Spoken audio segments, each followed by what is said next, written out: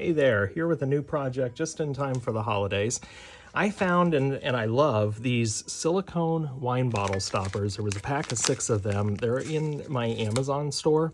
If you use my link, which I appreciate, when you go to my Amazon store, I do get a small commission, and that helps keep all my videos free. But these silicone bottle stoppers are great.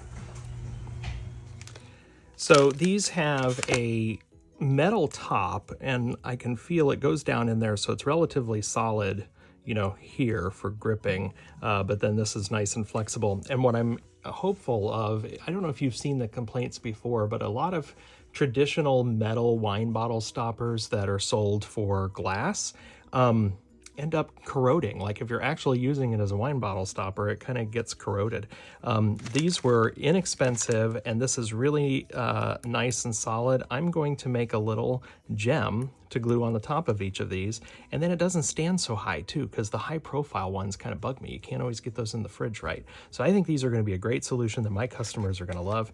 Let me show you what I'm going to do to make those. So I have this little mold. It is a 12 circle mold LF148 from Creative Paradise. I love this thing. I've used it so much, and I probably need a couple of more. I need to clean this up and spray it down with Zip. But you could just cut little circles, and you could do that a variety of ways. So you could actually, you know, cut circles with a little circle cutter. What's it called? A lens cutter. You could freehand circle cut. You can nip circles with your nippers. That actually is probably what I'm going to do here.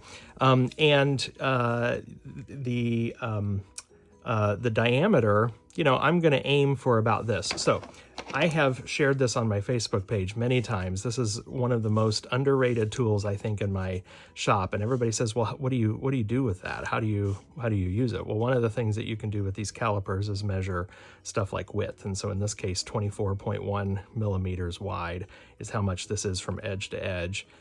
You can, you know, decide that you want to do just the metal part, which is closer to about 16 millimeters. And then, so that's one thing, is that it's just really easy to measure stuff like diameter. But then you look at this and say, well, how big is this? And so with the other side here, you can measure the inner diameter of something, and hopefully you're seeing that okay. And when I do that, it's 24. So look at that. The inner diameter of this is almost the perfect size for this. So that's what I'm going to do. I'm going to nip.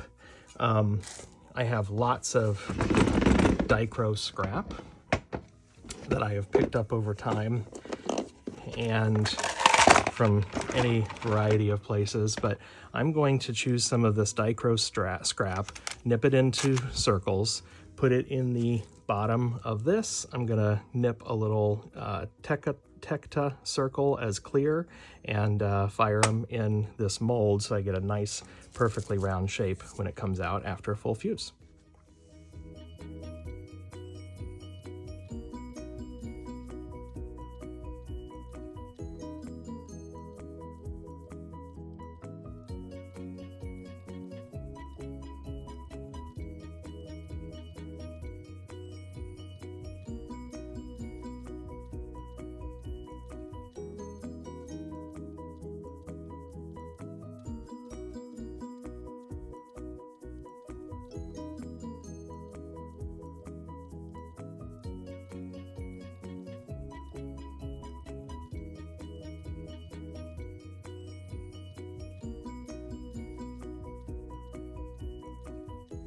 All right, so you may have seen I put a little bit of black powder in the bottom of each of these just to kind of fill any void that might happen because of irregularity.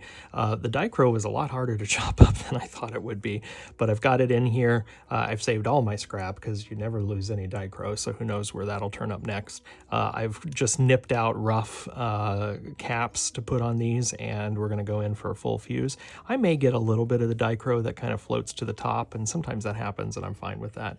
But let's see what they look like after a full fuse. Check them out. Came out of the kiln. I think they look great. I love the bling that you get. And so now I'm going to use my favorite adhesive. Since that mold does 12 dots, I went ahead and made 12 of these. I only have 6 of these on hand, but I've ordered more that will be here tomorrow because I think they're going to be good sellers for me at shows and such. My all-time favorite adhesive, if you follow my channel, you've seen it many, many times, this Gorilla Maximum Strength Construction Adhesive Clear that's in a 2.5 ounce tube. Love this stuff. I get it from Amazon. Follow my link tree to my Amazon link, and you can find it in my store. And I always appreciate your purchases because I get a little commission off of that. But I'm going to use just a dab of glue. So basically, I've cleaned these up. You can open this tube up. I'm going to do a little splooch on there and then boom, and put it on here. And that's what it's going to look like. So I'm gonna go ahead and glue these up now, and I'll show you the finished product.